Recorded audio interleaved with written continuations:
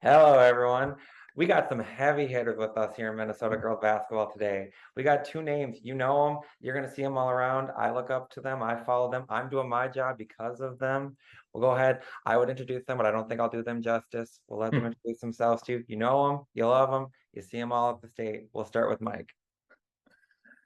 Well, if you don't know me yet, I am Mike Peden, and I have done work with Junior All-Star the last couple of years. And these days you can find me, people ask who do I work for? It honestly depends on the day. So I am affiliated with broadcasters like NSPN, used to be Prep Spotlight. They cover the state tournaments, North Metro TV, Valley Access channels, and plenty of other avenues. So I do a lot of broadcasting and writing, and I am excited for what will be my 16th season covering high school basketball.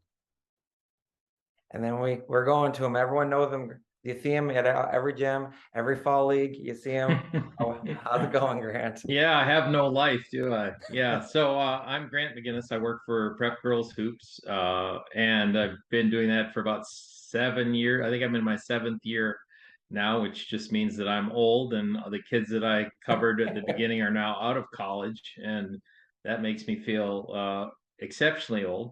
I also work with Breakout, doing social media for them, and as a consultant on matchups and things of that nature, and just kind of in love with girls and women's basketball, and have been following the women's game since about 2011. And I don't think we've ever been in a better place than we are now as far as the business of women's basketball and the caliber of the players coming up. And I don't think there's a better place in the country to be than right here in Minnesota. So happy to be here with you guys today. Yeah, if there was ever an example of Minnesota rising up, I mean, started a little bit with Page. We have National Signing Day. We have Stanford getting signed, Michigan coming in getting kids. Kennedy Click staying in Minnesota. So we have I said Minnesota having the top four or four of the top five from last year. We're in a hotbed, and I think coaches come here a lot. I think it makes our job more exciting, more entertaining because spread out all over the state at all four levels. And that's what we're here to do today. We're here to preview the upcoming season. I don't think practices officially have started yet, but I think fall leagues have wrapped up. AAU's wrapped up. We're rocketing towards this coming season of high school girls basketball. So I was thinking we'd maybe start. We'll let Grant start. You're the guest of honor here. We'll let you start. Who is some of your players that are poised for a breakout this coming season? Well, a player that I've been waiting for a long time to break through is Sydney Reed at Minnetonka. And I don't know if this is the year it's going to happen, but I think having a fresh set of eyes in the coaching staff seems to have rekindled her confidence, and that's been the missing ingredient for Sid. We do the same as you do, Eric, and trying to identify kids when they're young. You put out your rankings a little before we do, but right from the get-go, we had Sid in our top 20, and she slipped a little bit because she struggled with her confidence, and that's been an issue for her. But man, what a talent! She's got length and athleticism, and she's smooth. And when she's playing with confidence, she's really special. And on a team like Minnetonka, she doesn't have to be a star. She doesn't have to carry the weight of the world on her shoulders. They have, kids like Crump to do that, and Tori McKinney and so forth. So I just have a feeling that Sydney's probably going to have a breakout year. I think the other kid that obviously has been showing it in AAU and a little bit at the varsity level so far that's probably going to break through is Nicole Menke at Shakopee. Nicole is just a super skilled, super high IQ, very confident, athlete, handles the ball well, makes good decisions, and now that all the senior citizens of Shakopee have moved on to college basketball. I don't know how many there were, but man, that same crew was there for a long time. So she'll now inherit the ball from Kate Cordes, and I think you'll see Nicole Menke combined with Olivia Palicki to do some really special stuff for Shakopee. I don't know as a team if they're good enough to make a ton of noise at the end of the year, but I do know that Nicole Menke is good enough to run a high-level varsity program. And then the second guest of honor, Mike, who's some of the players you got ready for a breakout season? Ooh, That's a tough one. I didn't get as much experience. I wasn't able to cover fall league due to my other broadcast assignments, but I go back to the AAU circuit. I covered multiple tournaments over the summer, and a player that stood out to me, who I felt built off of a great tournament run, Ava Cupido, who will be an 8th grader at Minnehaha Academy. If you recall, she got the buzzer beater to give the Redhawks bronze in last year's state tournaments. And I talked to Matt Pryor a couple of times. He coaches another AAU team, but naturally he keeps tabs on all of his players. And you just saw that confidence spill over. Her 43 Hoops legacy team, they won state, which was a big surprise against the North Tartan train. And she wasn't doing it alone. Maya Wilson, if memory serves correctly, a teammate of hers, Naima Montgomery was also a part of it. So you've had this group of youngsters that were putting in some impressive showings, and unfortunately we didn't get to see a whole lot of them later in the season as far as end of season tournaments, things like that. But Cupido to me is somebody who could take over the leadership mantle. And I'll stick with the youth movement. I thought Dalia Thornton Fay had a terrific AAU season on the Stars Nielsen team. It's considered the B team of that age group, but she moonlighted with Tanisha Scott's AAU program. I can't remember the names. You know how AAU goes. It's pretty much anything goes. Sorella, thank you. And she transferred to Minnetonka. As I understand, it was a family move, but she could be someone who bursts out on the scene. Now, I don't know how much playing time Dalia will get at Minnetonka. They have some pretty high-level talents in the starting rotation, but Thornton Fay and Cupido, to me, they both embody confidence. They had a strong IQ. They didn't make a lot of silly decisions, and it showed in their play. When there was a clutch play, they usually found a way to get it done, whether it was scoring or hustle play, you name it. So those would be the two who I think could really make a name for themselves this upcoming season. The two that I will go with, it's more, they're both 4A, because I was going to say Alexis Rose, but she really had a strong season. I think she's going to ascend even more, so kind of a shout out to her. I think she's going to take a little more of that role. The two that come to me that were good last year, and then especially towards the end of the year kind of really came on, are going to be Jordan Odie from Maple Grove. I think she has added strength, added kind of like granted confidence in her game. I think her shot's a little bit quicker. I think she's not as avoiding contact like she used to. She's more kind of attacking, willing to push the pace. You get her with kind of Kennedy Click out in the fast break. I think she can, kind of make some things happen, both distributing and scoring. And the other one, she had a very good state tournament run, and I think that's Jacayla Kraft from St. Michael. She, when you talk to her, I'm like, you had a double-double against Hopkins, and this was Maya Najee, Nunu Aguirre, Taylor Woodson, and you had a double-double. That's not easy to do at any stretch of the imagination.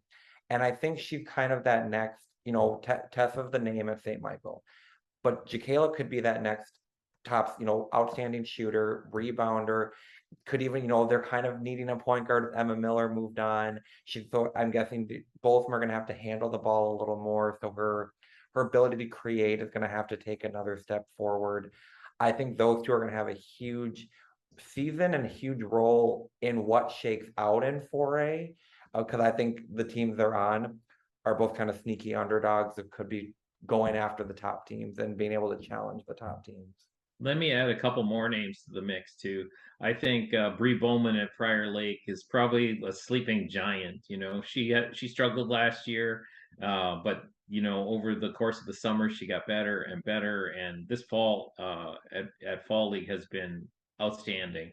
And Bree's another kid that it's all about the in between the ears, and the kid has incredible level of talent and length. I mean, a 6'2" guard who can fly is a special commodity. So I think she's a player that's going to break out. The other 4A one that I think is going to be great is Elena Bowe at Lakeville North.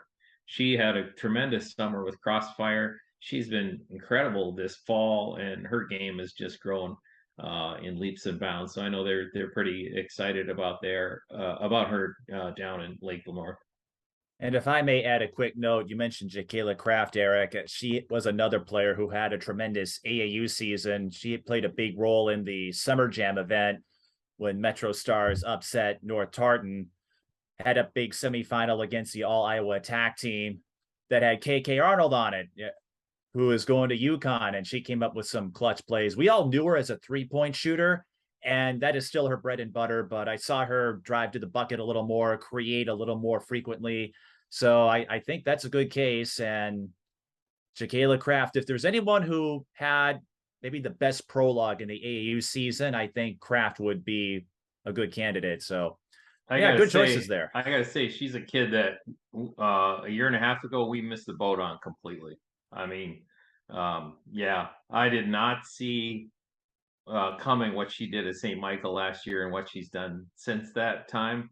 I mean, obviously you can see she's a talented kid and so forth, but 18 months ago to project her as a Division I player, I would not have.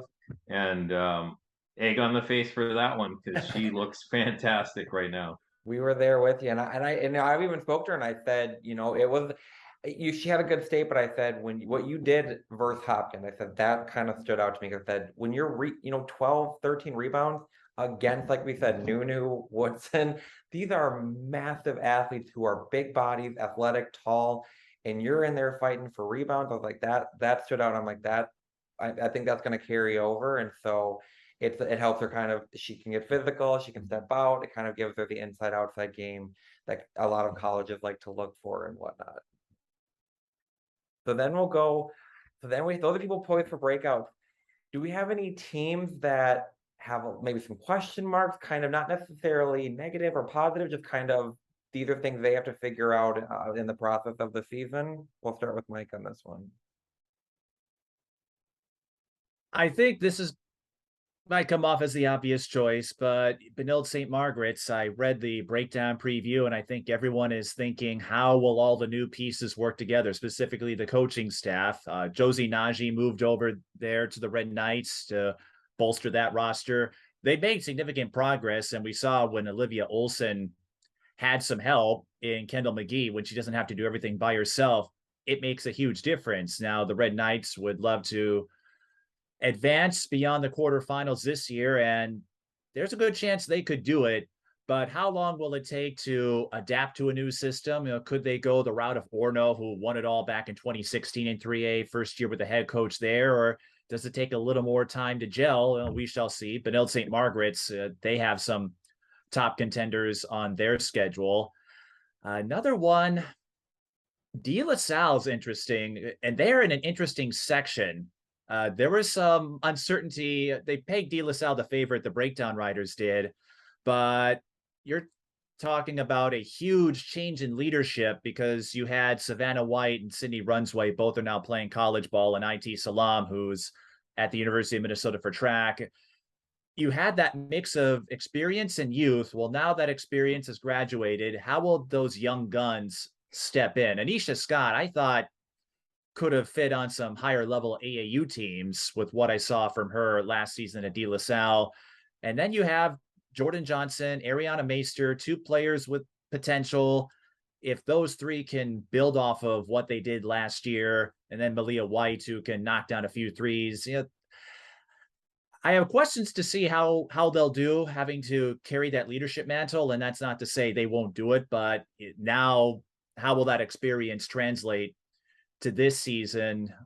They bring back a lot of experience, and I'd have a hard time arguing against them as the favorites to get out of Section 3A, but that's going to be another interesting development. And of course, they get that annual series with Benilde St. Margaret's. Could that be a state tournament preview? We shall see. And how about you, Grant? Well, I didn't read the Benilde preview, but I did write it, and and I agree with you 100%, Mike. I mean, I think they're the biggest question mark in high school basketball this year because they have every tool you could want to have if you drew up a team on paper. I guess they don't have a 6'3" big, but I mean, they have all the tools that you would need to win a state championship. But the big question mark is, will they play together?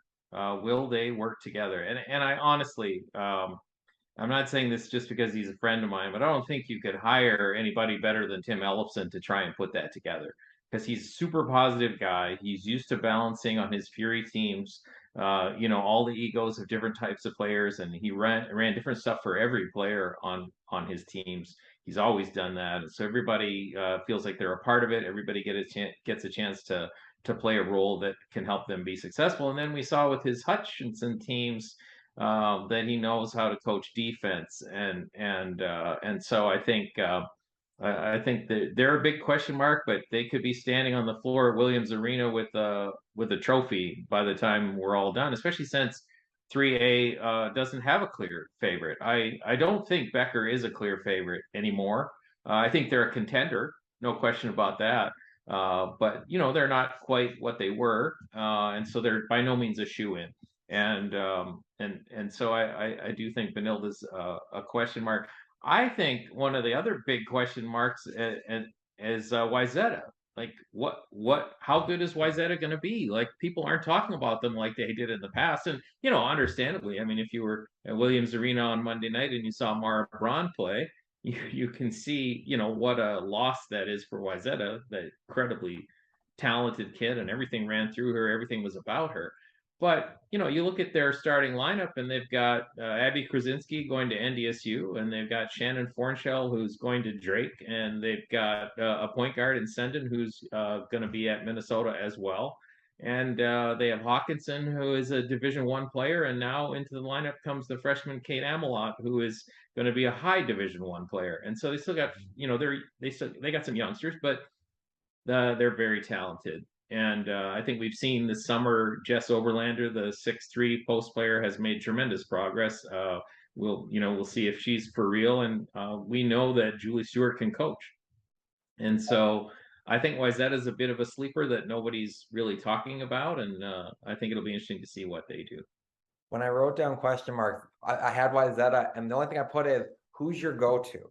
You have all, because that's what we kind of got to figure out. Because, last year, whenever you needed a basket, I remember being at the game when they went to overtime against St. Michael Albertville. You knew who was getting every big basket. You knew who, at least who was going to have the ball in their hands to create and get things rolling.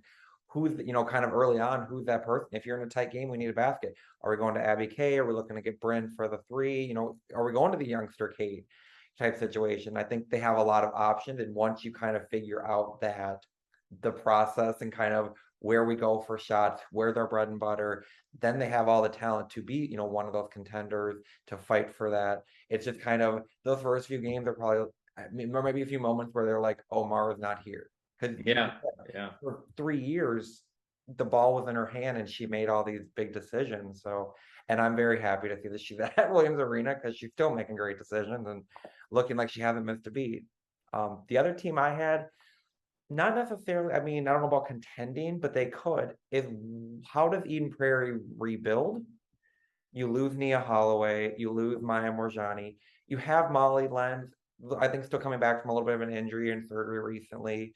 And then you had, who was one of the most improved players this summer in AAU, Savannah Jones, go down with a leg injury. So she's out. Kind of where, you have good guards to start with: Ashley Fritz, Tori Schlegel. I like those two guards, both attacking, both high scoring.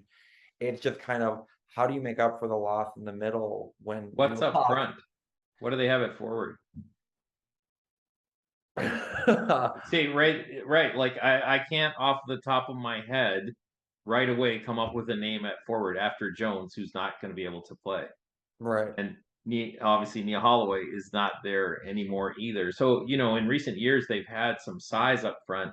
Natalie Mazurek, who's at South Dakota, was before that. And I think it was Abby Johnson who went off to Omaha before that. And so they've had some size, and I don't see that they have that. And I'm not sure if those guards can carry them. On the other hand, I have a ton of respect for Ellen Weesey. I think she's a terrific coach, and love talking basketball with her at any time. But I don't honestly, I don't see it. So now maybe they'll watch this and put it up on the bulletin board and say, Mr. McGinnis doesn't believe in you. I'm just not seeing it. The flip side of that is another team that nobody is talking about that's absolutely loaded is Maple Grove. Like, Maple Grove is just, they are loaded. And there hasn't been a lot of chit chat about them either. So I think Eden Prairie tends to get lost in the conversation in the Lake as does STMA. But we're no longer in the 3-school era here, so I think Eden Prairie could be there or not. And Grant transitioned perfectly to my next one. We're going to talk contenders for each class. Okay. And so the reason I was going to say that transition, because for 4A, I have them circled, two of them, and we talked about them already, Maple Grove and St. Michael Albertville. And what I have behind them is I'm saying team. 1 through 5, you have solid player and they have depth. I think those two teams have stronger depth than the other top contenders in 4A. I think you look at, to me, I'll also be honest, Chaska, you lose Mallory Hire, it's a big loss. You lose kind of Kendall. Those are big upfront losses, but I never count on a team led by Kennedy Sanders. They had a great breakdown tournament the one time where they pulled off some upsets. But I think every other team that's up there kind of in the discussion for 4A has a lot of trios. Hopkins has the big trio, then you kind of have who's going to consistently be up there behind those trios. And where Maple Grove and St. Michael, you have, the only question St. Michael has is who's your point guard, but you have both Kale Jenke, who could be, a 6-foot young player, but could Tessa will be the point guard. Tessa, and you have going to South Carolina, top 25 player who can slide in there. I just think Maple Grove, and you said you have Kennedy Click, you have Claire Stern back, Audrey is fantastic in the paint, very solid, doesn't try and do too much, sticks to her game. And then you have Jordan Odie. I think those two teams to me are full, complete teams. It's just a matter of can they use their depth to overcome some of the other, traditional teams, I would say. I do think by the end of the season that everybody will be convinced that Kate Holmquist is a baller. She's a 9th grader, didn't play last year because he doesn't really, she played some, but he doesn't really play young players all that often. Odie was the exception. But she's been nursing an injury for a few weeks. But when Kate gets back to health, she's one of the smartest point guards in the state, any age, any level. And I think she might be the difference maker at Maple Grove. And they have like a ton of foot soldiers. I mean, you can just plug and play. Mark Cook's got a lot to work with, and he knows what's up. He's a very good coach, so I like them a lot. My sleeper in 4A is Centennial. Oh yeah. Yeah, so I wrote that preview too, and I think Marissa Frost is a really phenomenal point guard, and Autumn McCall has come on tremendously over the last year. 6'2" post player, mobile, can shoot it, can defend. And you'd be hard pressed, and even though I wrote the thing, I'd still be hard pressed to name off all the other kids, and that's kind of what their strength is. Is they have 7 seniors, 5 of whom are really interchangeable parts that they'll just rotate through. And if Autumn and Marissa pick up where they left off last spring, that might be your sleeper dark horse kind of team. I can't think of anybody else. Can you? Mike, have you got any sleeper 4As? I don't know that Stillwater's going to be anywhere near what they were. Stillwater, they're going to look a lot different. And you know what? It's sort of like why we didn't talk a lot about Maple Grove. Remember, they were upset by Roseville last year in the section finals. Now, Roseville, I guess I'll throw a hat in for them too. Tanisha Scott has a way of getting her team to overperform expectations. Now, Dalia Thornton-Fay isn't there anymore, but they made it all the way to the semis. In section 4, if they can get out of it, even though they're tabbed as the favorite, what about Eastridge? They've Eastridge to me is a team where they don't have a superstar athlete, but they came within a couple of points 2 years ago of making state, and then they just ran into that upstart White Bear Lake team last year. But they have a lot coming back in Christensen, Grace Snupp. We haven't really talked a whole lot about them, but this could be their opportunity to make some noise. And Ashley Ellis-Milan has done a terrific job bringing that Eastridge team back into contention.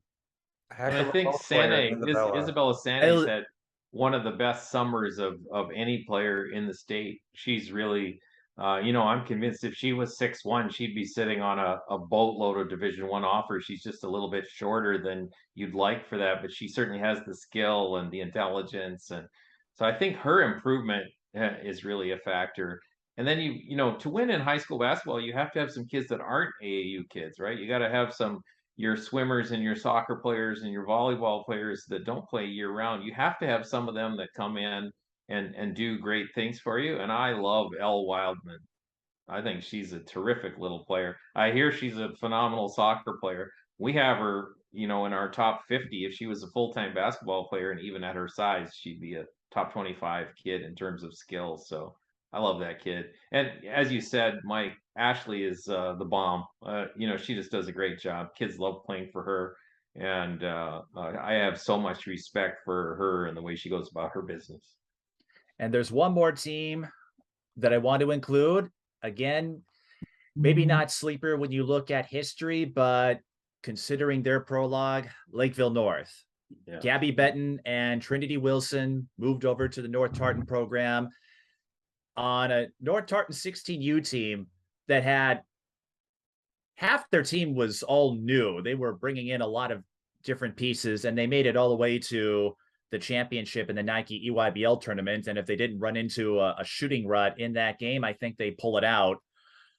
Trinity Wilson has evolved, I think, as a player. Her work down low is getting a lot better. Gabby Benton, she landed her Division I commitment to Loyola.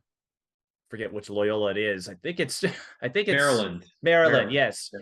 There's so many Loyolas out there. Loyola, Maryland. Yes, there are. And Benton is she isn't a player that would necessarily like wow you as far as her stat line. You know, she's not that kind of a player, but you know, I think she really has progressed. And to see the two of them go from different Fury teams to becoming AAU teammates and meshing with the rest of that unit that includes Savannah Gardner was another one, and Hauge. There's so many names with that team, and I'm even having a hard time just remembering all of them. They held their own. Yeah, that was a solid team. Now those two are coming back. You mentioned Elena Bow earlier. Lakeville North, they made state last year. They usually get through to the final eight. If they can get through again, you know, do they have enough to make it run at a Hopkins or a Minnetonka or STMA? You know, we'll see. But Lakeville North, they get some solid competition in the South Suburban, and they get Centennial in the final week of November. So that's another team that wouldn't surprise me if they made a deep run.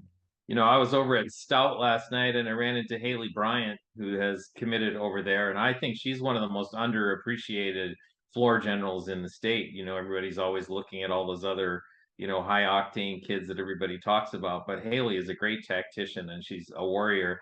I think she's going to be an important piece in whatever success that they have. And then, you know, you have Emmy Wolkow, who's a great outside shooter. And another player who has improved a ton this summer, and I don't know where she fits because of Trinity Wilson. It's hard to figure out where Aduka Julu fits, but she's a very talented kid who has made a lot of progress. We're sitting here updating our 2025 rankings today, and our colleague Tony Ragulin's in my ear about a Duke, and a Duke needs to be higher and higher and higher. And I think, you know, she's definitely trending in the right direction. And then the other kid is Gracie Wingy, who missed most of last season with an injury and really hasn't found her footing at the varsity level yet. But that's a big Division I guard who played on the top North Tartan team and has the ability to change a game dramatically. She might be the seventh or eighth player in their rotation, and she would start in a lot of places. So I agree with you, Mike. I think Lakeville North. We always kind of forget them, but Shelley, because they're around all the time, you sort of take them for granted. Centennial's kind of the same way. Like they're good all the time, and we sort of forget about them. But I think one other team that is going to sneak some wins out this year that people aren't expecting is Eastview. Because last year their whole starting lineup was a disaster because they were all hurt and they were very young, the ones that were left. And you know, it was kind of hard these last couple of years to watch Eastview, which was such a powerhouse for such a long time, and obviously has tremendous coaching. Molly Casper is one of the very best, but they're healthy now. Savannah Gardner, coming off an amazing summer, made her commitment to St. Thomas. They have some young kids that can really play. Vanessa Wright looks healthy again. And they, as you said, Mike, in that conference, they play a ton of great opponents week in and week out. So I don't think they're going to win it all, but they're not going to be an also ran anymore. Eastview is going to be, if they're not a contender this year, they will be next year. The last I will say on 4A is whoever does the scheduling and have Hopkins playing Minnetonka on Valentine's Day, they need a raise. Whoever did that, I think those two. Are you going to take a date to that game or what? I'm going to be at that game, but I said those two playing on Valentine's Day. The irony is fantastic, and whoever scheduled that, I think needs a. Oh, speaking of Minnetonka, we get to get the Minnetonka Brian Cosgrove era going. You mean it should be like a heart with like the line through it? Is that Pretty what? And then we'll move on. We talked a little bit.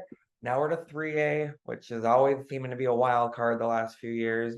Becker's always up there. We know we talked about them. We'll start with Grant on this one. Who are some of the contenders you got in that section? Well, I mean, to me, Benilde and Becker are the two clear favorites. But my and I don't even know if you could call them a dark horse, but I think a team that could really make some noise this year is Alexandria. They were so young last year. I mean, they made night after night, they made diaper mistakes. And you know, Wendy Kohler has I think the second most wins of any coach in Minnesota history, has the most by a female coach. She's been around the block. She's coaching the kids of the players she coached when she started out now. And she's got so much talent. Hadley Toole coming off a great summer with North Tartan. Ali Habala, great ball handler, really terrific feel for the game. That's a team that if they got on a roll at the right time, they can beat anybody in in 3A. And let's face it, if we just sat here 1 year ago, who'd have picked Totino Grace? Right? Like none of us, let's be honest, none of us would have picked Totino Grace. And there's a lot of similarities in how they play and the type of athletes that they have, and the type of coaching that they have, and the community support and team spirit. I love Alexandria's program. I think it's phenomenal. And I would not be surprised if they surprise some people. I think the other team that's on the rise too, that nobody talks about, is Stewartville. Are they 3A now? I think they're 3A. Yeah. I never know if they're Yep. in 3 or they're in 2.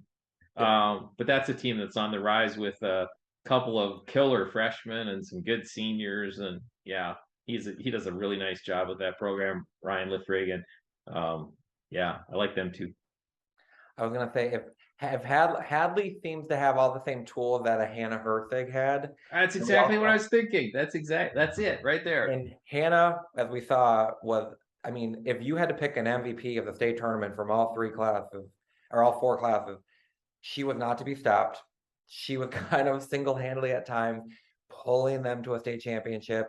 They had a lot of other pieces kind of surrounding her that kind of just did their part, but Hadley could have, like I said, I could see a similar where she could lead them in that way. And plus, she's extremely difficult to defend. She's tall, but has handles, hits an outside shot. So Hadley is a matchup problem for almost any other team in 3A. And then Mike, what are some of the teams in 3A you got circled? Well, again, Becker, Benilde, St. Margaret's, that looks to be the most likely state tournament showdown for the championship. But as Totino Grace proved last year, anything can happen. And in 3A, it kind of does.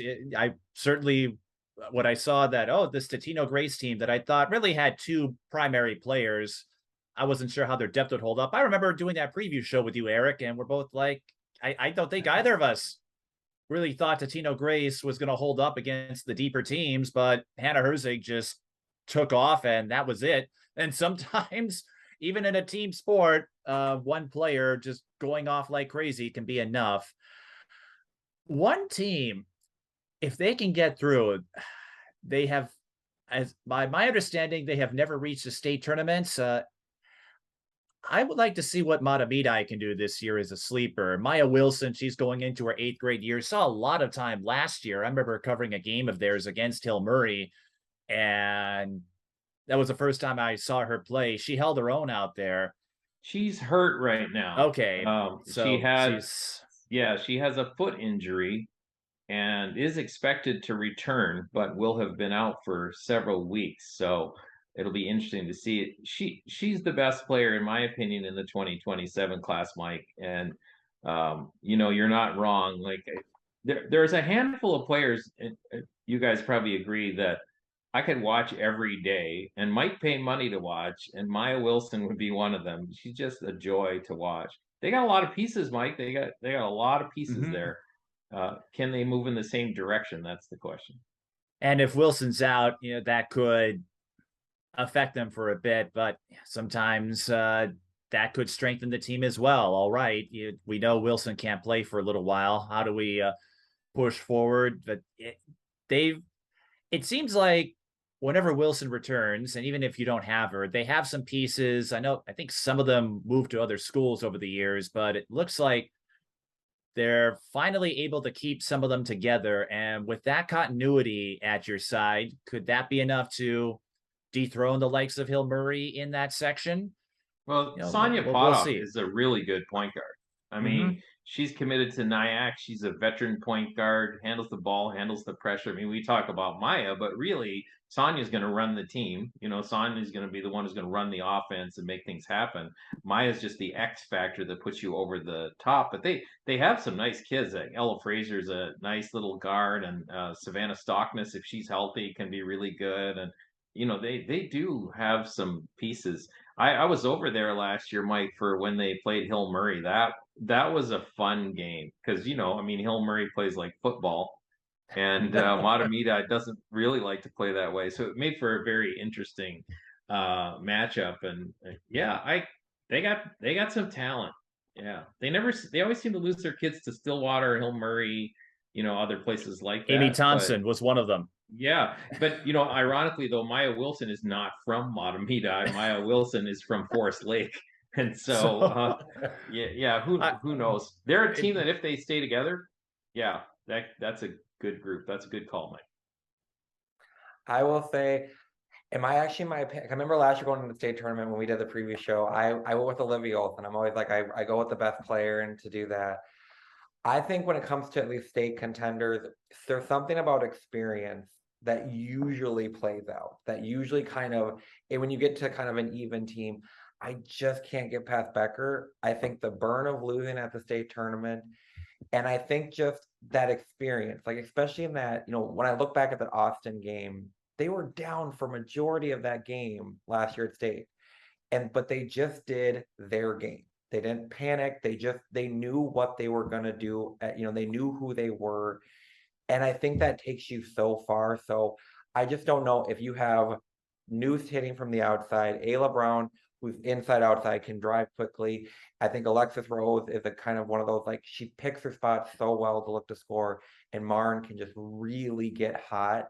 If you have all of them rolling, I don't know if 3A has at least a team like I would say they would challenge Benilde St. Margaret's the most on the defensive end, because can you get the talent at Benilde St. Margaret's to work together, or the more individual? And when you do that, ball movement works and the teamwork. I can't see someone getting past Becker this year. Yeah, they're the favorite, right? They have to be the favorite. They've got the experience and they're so well coached. Put it this way though, if Benilde had the culture that Becker has, and if they played together the way that Becker does, Benilde would run away with it by a mile, just because they have so much more talent. But you can't bet against Becker with their track record and their culture and the way they play together. That's a phenomenal program. And Alexis Rose coming off a great summer. What an athlete she is. And she's really elevated herself this year. And I don't know what they have coming after this. I can't imagine it can be, but this run they've been on, wow, it's been really fun to watch. And I'll say, in terms of, I will give them, I think they're a year or two away if they all stay. De La Salle has a lot of really talented young pieces. When you look at Anisha Scott, I really like Maddie Blylark.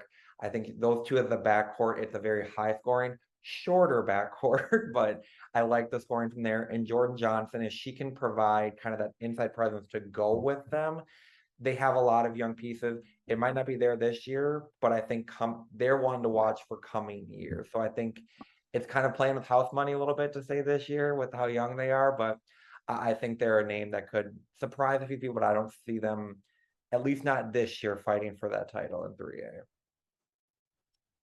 And then we go on to 2A.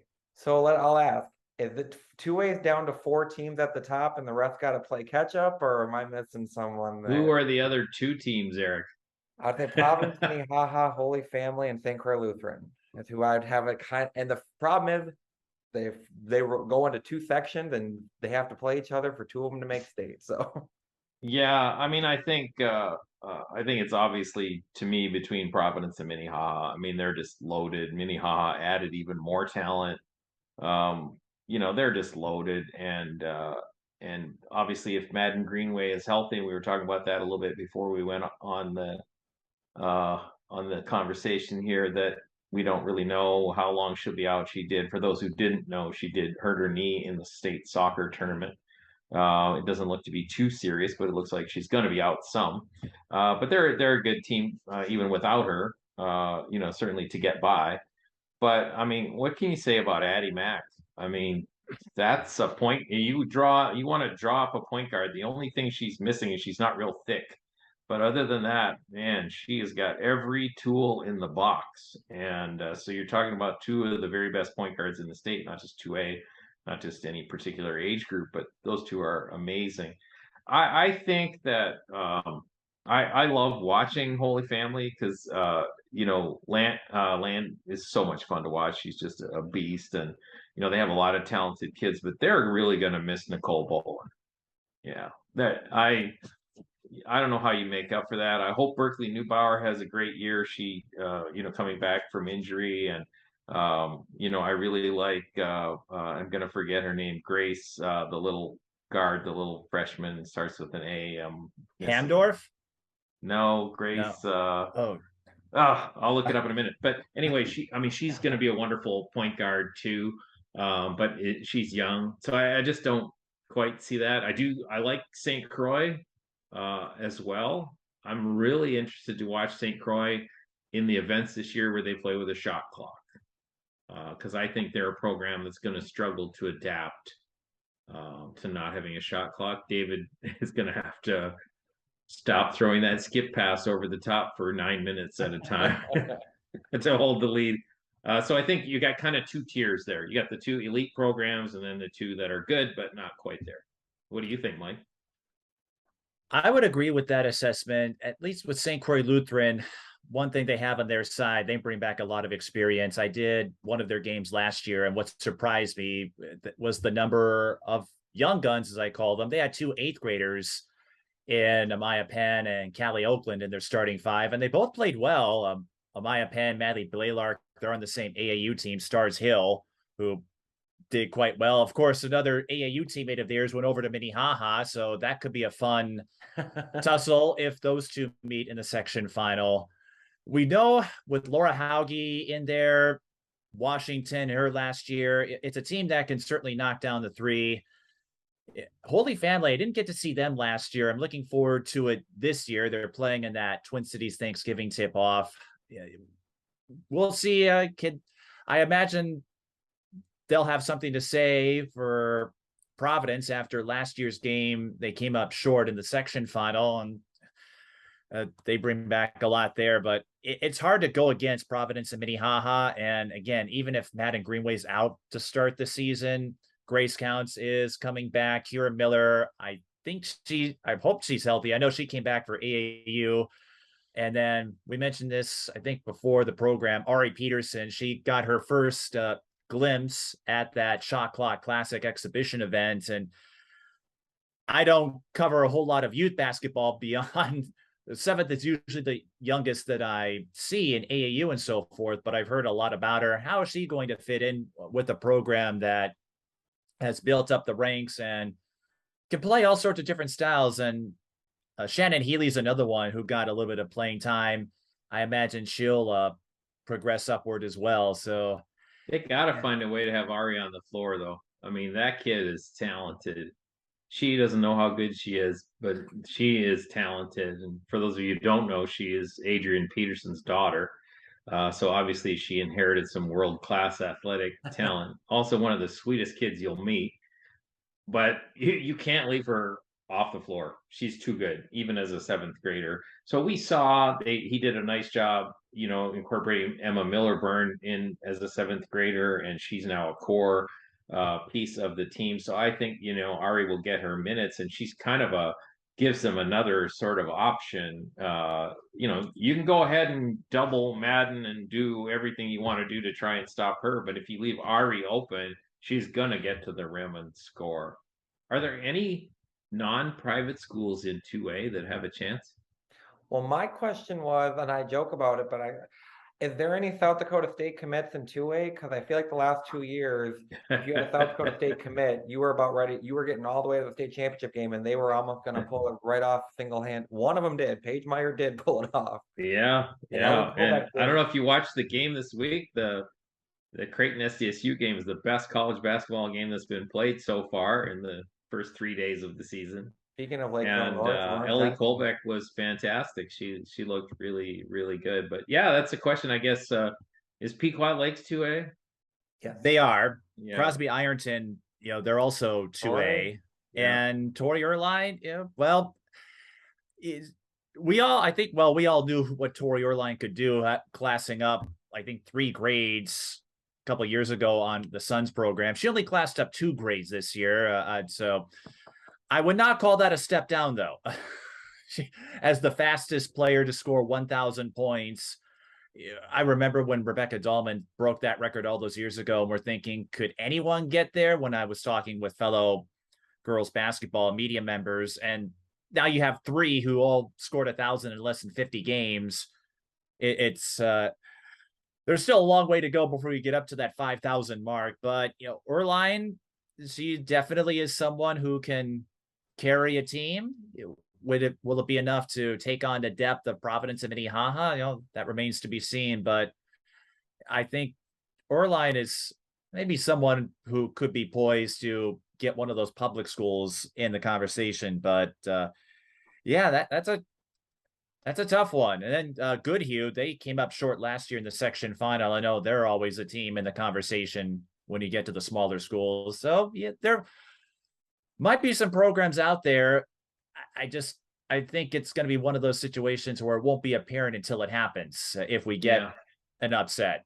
But we had that, I think, to an extent last year. Albany, I think, came close to winning it against Providence after they got steamrolled. And so there's always that element of surprise. All you need is one good game in single elimination tournaments.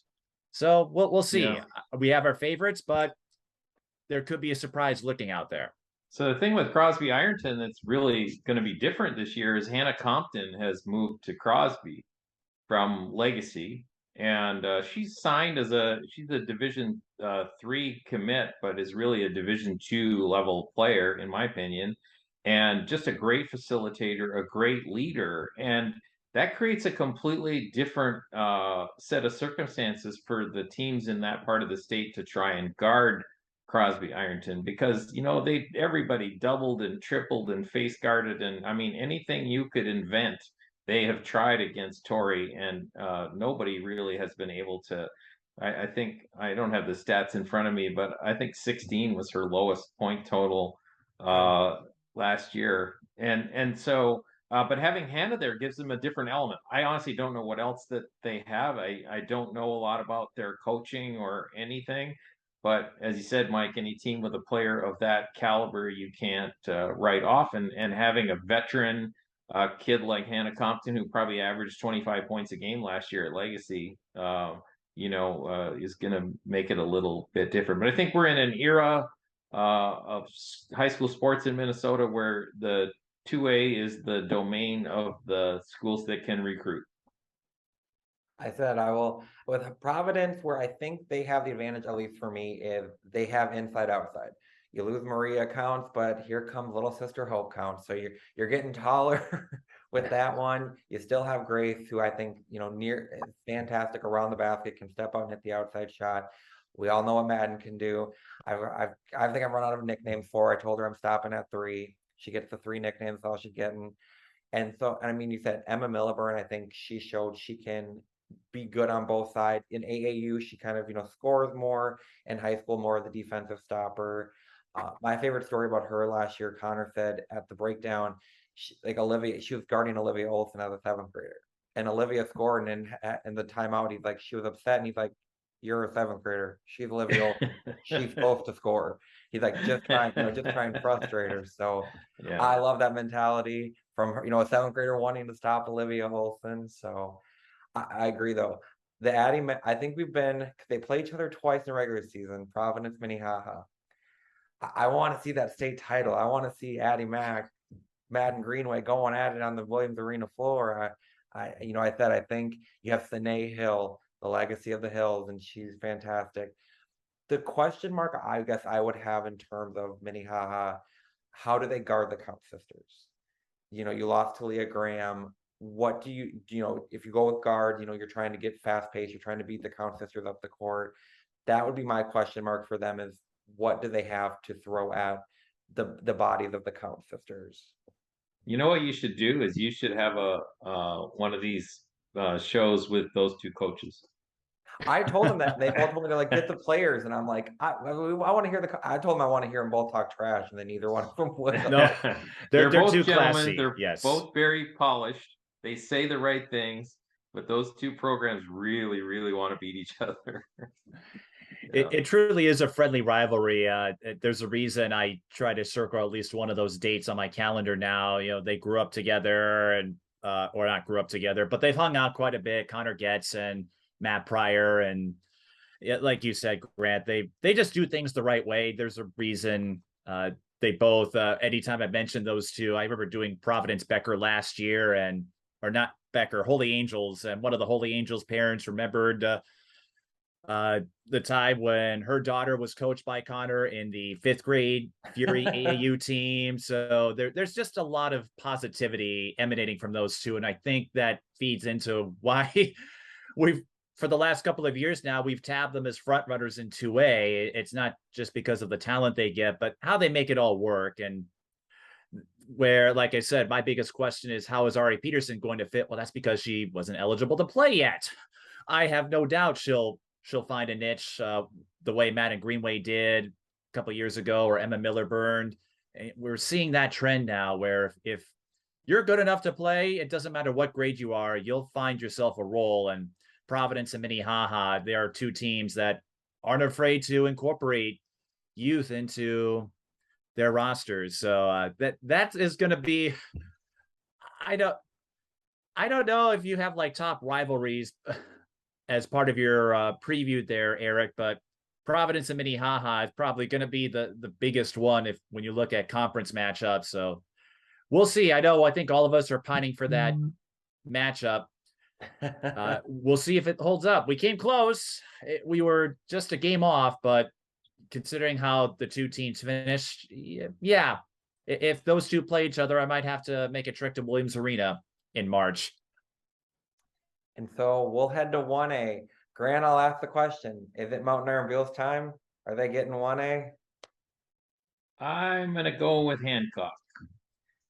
I know they lost the Hanson sisters. So that was my question mark for them. Yeah, I think that they're going to be right up there. And, they've had a coaching change, and another Noost, relative of the Noosts from Becker is now at the helm. And Chad told me that his intent is to play a lot faster than his predecessor did. So that'll be interesting to see. I think Caitlin Roloff is a rising star in Minnesota basketball. I think Misty Zempel had a good summer, and I think she's really come on. So I think, they're the defending champion, and even though they lost a bit, so is everybody else. So yeah, and you got to think Mountain Iron. They've never been able to get over the top, but they've got the pieces certainly. And I think you got to like Hayfield, pretty solid as well. I think they're 1A, are they not? And they are. But I think the team that's going to make a deep, deep run is Buffalo Lake Hector Stewart. Because the twins have they're really come into their own, and Allison Milbrandt, the senior who's going to Southwest State, is back, and she will put them over the top. So I'm going to make that call that Buffalo Lake Hector Stewart, the team that Dustin Wright built but doesn't get to carry to the championship, is going to make a deep run. So here's my other question for both of you. Who will shoot further out on Williams Arena floor, Caitlin Clark or Jordan Dubich? We should have had Matt an Greenway agreement we should have an agreement prior to the show, Eric, that we wouldn't bring up Caitlin Clark. So I'm not going to address that question. She won't be. I forgot. She won't be at Williams Arena this year, anyways. I should say Mara Braun, but Mara Braun. Okay, good. Okay. Well, hey, Matt Greenway worked on a range last year. She was knocking down shots from about the logo area too. So if she gets back and she's healthy, who's to say she can't take up a shootout with Zubich? I will say Class A is not my strong suit, and a lot of that has to do with my broadcast assignments. So usually that means I'm covering the 2A, 3A, 4A schools in the metro.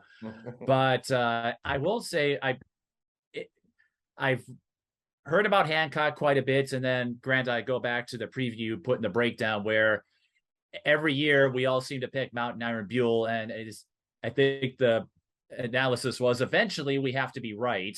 They certainly they have the core to do it. Sage Gagnon, Jordan Zubich, and Jordan was another kid who I thought had a tremendous AAU season. I think what makes it so tough and why we keep picking Mountain Iron Buell, for example, and then keep getting surprised. I've said this Class A is just, and 2A to an extent too. To me, those are Class A is one of those where if surprises can happen, they almost will. And that's not a knock on MIB or any of the perennials. But I remember years ago when Maranatha was in position for a three-peat and they got bounced in the quarters. There's just so much uncertainty. And because of geography, you don't get as many common opponents the way the larger schools do, where you and I, when we do the state tournament preview, we can break down results and kind of see, here's how this team fared against Team X and Team Y, etc. So when you throw that in there, it really is a jump ball, a wild card. Mountain Iron Buell, they're coming down for the Twin Cities tip-off, and actually they opened the season with Stewartville. So we know MIB, when they can, they'll squeeze in those top-level teams. I think they get Providence again up in Duluth later this season. Jeff will play anybody, anywhere, anytime.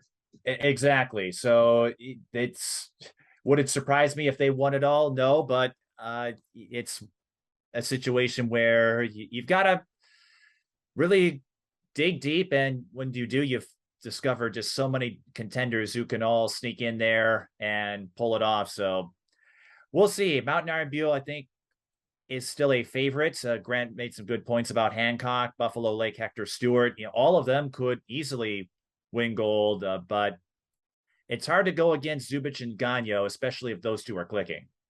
Can I say one thing about Class A as well?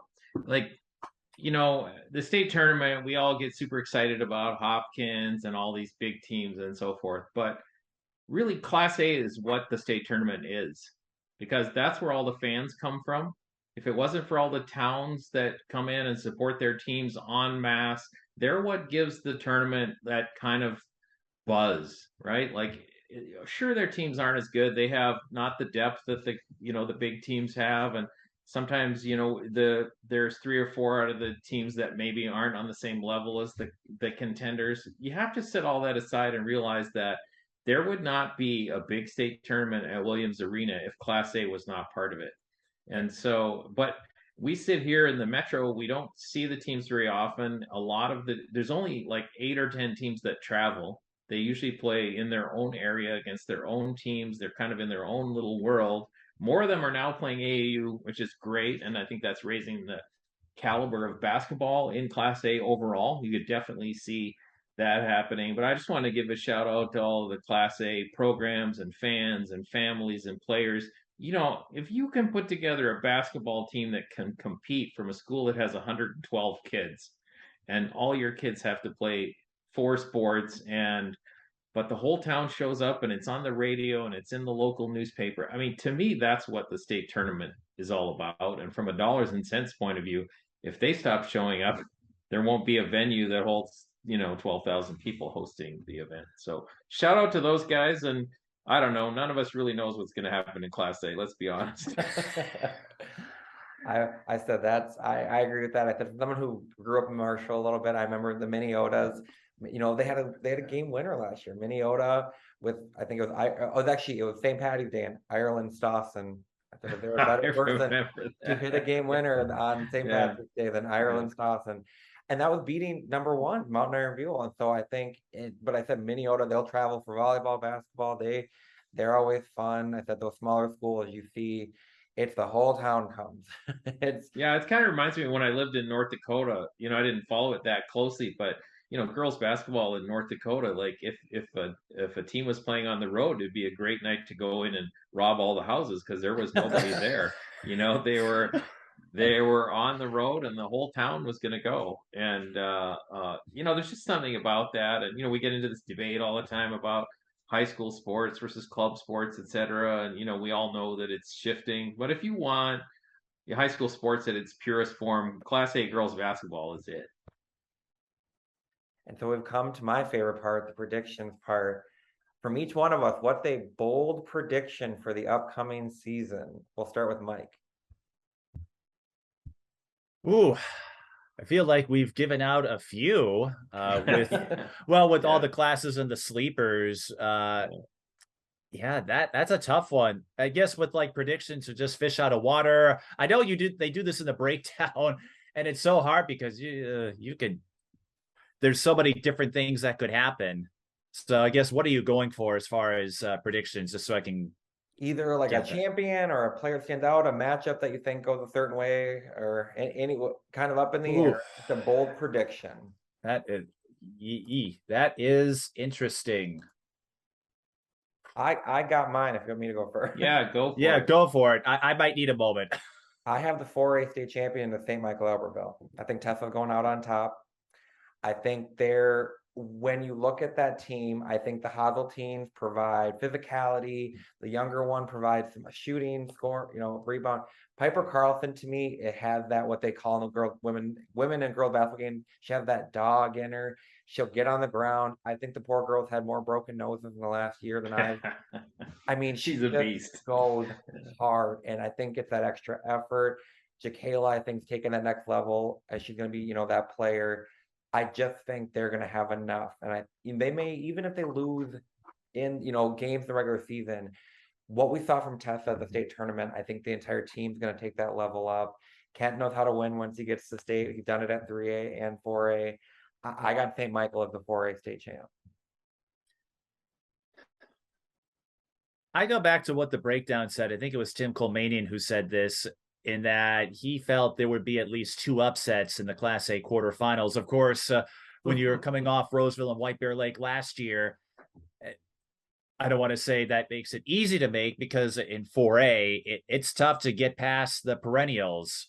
Roseville, they played well against Shakopee, and then they were, I don't want to say lucky enough, but Shakopee, I think they hit only 1-3 in that quarterfinal last year. Well, if that happens, you're vulnerable to anybody. And White Bear Lake, I think, got a favorable matchup with Rosemount in terms of how they play. But I guess I go with that too. And when you look at 4A, I know Hopkins was pegged as a favorite, and maybe they don't have the depth of years past, but you have the big 3, and then Jazzy Dupree is going to Oakland. So you've got 4 D1 commits on that roster, maybe not as deep as those super teams with Paige Beckers a few years back, but there's a lot of parity. And I noted that last year, well, even though Hopkins ran the table, it just, you got that sense where if any team goes on a good run, they could do it. So I wouldn't be surprised if we see some upsets. I guess the question is who would pull off these upsets. 4A is that competitive, where I think the parity is going to be considerable. And if Minnetonka, we'll see how McKinney does when she comes back, but they got to get out of Section 2, which is not going to be easy. Chaska, they lost a bit, but you still have Kennedy Sanders. But if they could do it, could Minnetonka pull off a state tournament run? That maybe would be a mild surprise, but when I heard Cosgriff announced as the head coach, considering what that program went through. My first reaction, my first thought was Brian Cosgriff. They couldn't find a better candidate to help them move forward. And I talked to a couple of parents who were involved in all of that. The morale certainly took a hit after what transpired last year. So to get somebody who built a winner at Hopkins and sustained it, now you can move beyond whatever happened officially, just focus on the next chapter. And I don't want to say that a weight has been lifted, but knowing they have stability, knowing they have what they have leading the ranks, I think Minnetonka just might do it. Maybe that would be my surprise. STMA is certainly a candidate. How they replace Emma Miller, I think, who it was. She was another one of those 3-point sharpshooters. That's going to be interesting. But you have Kraft and Johnson as the two-woman show. So, yeah, a lot of interest in the lake. But I guess, yeah, the more I think about it, Minnetonka, to me, I would call them my sleeper team to win it all. So that's my bold prediction is Minnetonka will make they were already going to make a big splash anyway with the talent they had, but maybe they make a bigger one than we anticipate. I think the ace in the hole for Minnetonka that nobody's talking about is the defense is going to be coached by Andy Berkman. So Andy Berkman won state tournaments of his own at Lakeville North and is one of the brightest defensive minds in the state. He does some really bizarre stuff, but if you watch that 2025 North Tartan team, I mean, he's doing the 5-in, 5-out platooning and all this craziness. But his kids love playing for him, and he's a great fit with Cause. And in this era of change here, we have two old dog dinosaurs coaching a team that's loaded with talent. So strike one for us old guys. I'm happy about that. I'll give you a bold prediction. When they hand out the trophy in 4A at Williams Arena, it'll be held by Kennedy Sanders and Anna Lenzen. I never go against Kennedy Sanders. Like what they did at that summer state. Now it's an exhibition, right? It's one day, but they played 3 running time games, and Anna and Kennedy averaged 27 points each in all 3 games. I mean, they played a completely different style of basketball. They ran, they played fast, they defended hard. I thought Ashley Schulke, played out of her mind in that event, and I think they have some youngsters that can go, and I think we saw some stuff from them. So if you want a bold prediction, if you want an upset, nobody's talking anymore about the post Mallory hire Haley Van Epps era, but I'm with you. Kennedy Sanders is a dog, and she might get it done. And you got it. And there's still another hire there. I think Aubrey. Oh, and she's really coming on. Aubrey. Really coming on well. Yes, very much so. I'll add this about Kennedy. And again, they're in a brutal section. It seems that's another annual ritual, Section 2, Murderer's Row, as my broadcast partner, Alex Nagel, often taps it. So Chaska, EP, Minnetonka, Shakopee, they're going to look a little different. Prior Lake, I know they have a new coach as well, but you mentioned Bree Bowman earlier. They certainly have the pieces to surprise some folks. But Kennedy Sanders, we were talking about doubling and triple teaming. Kennedy is one of the few guards who could beat that kind of coverage. And every year I've seen her play, just her ability to slash and to get through the tightest of spaces. She's going through holes that, in my head, I'm going, what are you doing? But she comes up with the layup. And I think Kennedy is just, she's always had that modest vibe about her. And I think, and not to say if she didn't, we would talk about her more, but I feel in some respects, she doesn't get appreciated enough for what she has done for that Chaska program. So, of course, when you have the Gopher and Mallory hire leading the way, and they had some solid seniors, it's certainly understandable that, maybe they're in for a down year. But yeah, Chaska wouldn't surprise me. I guess I'll throw in another one too. We haven't talked much about them, but they're another team in 3A that seems to play well. Holy Angels. They read my mind. Read my mind. Yeah. Well, Grace Massaquoi, who came on I don't think she played high school ball until a sophomore. And I remember seeing her going, where did she come from? Cassie Karen. She's playing at Missouri Western now, but I think, yeah, Grant, you said something about Ella Pritchard, about her coming along, and Dan Woods, he's been there a long time. You know, now they are the hunters, so to speak. They were knocked off by Benilde St. Margaret's last year. They're in the same section. They'll play each other in December. That Holy Angels team, they find a way to stay competitive. So could Yeah, that I watched them on yeah. Sunday, and if I get around to it tonight, I'm going to write something about that. I think Vivian Carter is an emerging star in Minnesota basketball. She certainly doesn't play like a freshman. Ella Pritchard has reached a whole new level of maturity and confidence, and I think it's her team now. I mean, she's going to have to perform. Jenna Buer bombing threes from the corner. She does a nice job. I don't think it's really obvious who the point guard is. I don't think that, but as we said, 3A is wide open. Dan's been there many times before, and you never know who's going to step up. But on Sunday, man, they looked pretty good, and so I'm glad you brought that up, Mike, because I was about to do that. And you know what?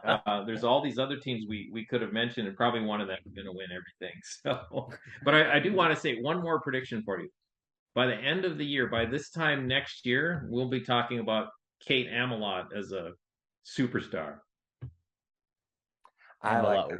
I like Which team does she play for again? She's a ninth grader at Wayzata, and she's going to the first few weeks just kind of feel her way there, but by the spring, it'll be obvious to people. She needs to grow a little bit yet and mature a little bit, fill out a little bit yet. But I have talked to a number of high major Division I coaches who are already recruiting her or will be soon. And I've talked to Julie Stewart about her, and Julie loves her. And Kate just goes about her business, but she's one of the most talented kids we've seen. And I think you talk about St. Michael. I think Kale Jenke, this might be her time too. She just needs to fill out a little bit and so forth. But wow, what a talent! So it's so exciting right now. Like all these young kids, like at your fall exclusive thing, Eric. Like I just love watching these sixth and seventh and eighth graders play. Like, where do they all come from? Like, we don't even know who these kids are, and they show up and they're dribbling behind the back and making great plays. And Oh yeah. we just came out with our 26 rankings, and 50% of the kids were from outside the metro, and that's a trend. We could do another whole other show about that. I like it, but what it sounds like, we're in for a fantastic season. I said everything can change in a heartbeat. We saw last year with roller coasters.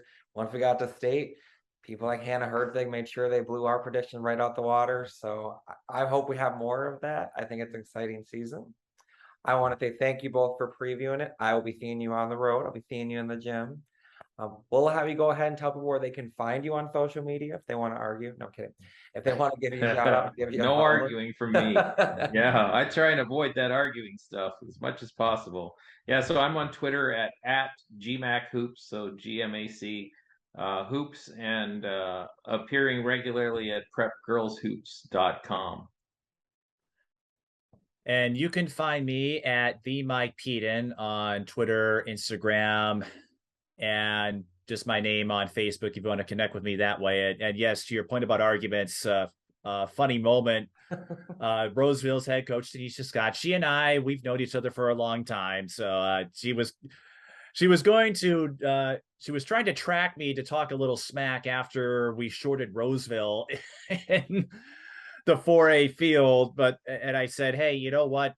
I think when you pull off an upset like that, it says a lot more about you and your team than it does about me, because we can make predictions till kingdom come, but ultimately it's the players who have to execute to make that happen. So I hope people don't take offense if I didn't list your name or your team. When you have 400 schools and thousands of athletes, it's hard to name them all, but if you manage to surprise me, it's because you put in the work to get there. So anyone watching this and thinking I'm giving you shade, no, I'm just making the same guess as everyone else is, but I can't wait. And like I said, I'm excited. I know I'll leave you with this. Others talk about the Thanksgiving weekend as Black Friday and how everyone looks forward to that, and how some make that a ritual. For me, it's Thanksgiving weekend marks the kickoff event for girls basketball, and we'll have two great invitationals at St. Thomas Academy in Hamlin. You'll see me there. We mentioned Bishop Garrigan, Aquinas, and Dowling are coming back for St. Thomas Academy. Hopkins is moving over there this year. A lot of new teams actually are participating. Mountain Iron Buell, they're going to take up that event as well. And then Hamlin added some new contenders. Minnehaha and Benilde St. Margaret's, they play each other that Friday evening. So I don't know how you guys are going to make that first day work when you have so many great matchups in that first evening.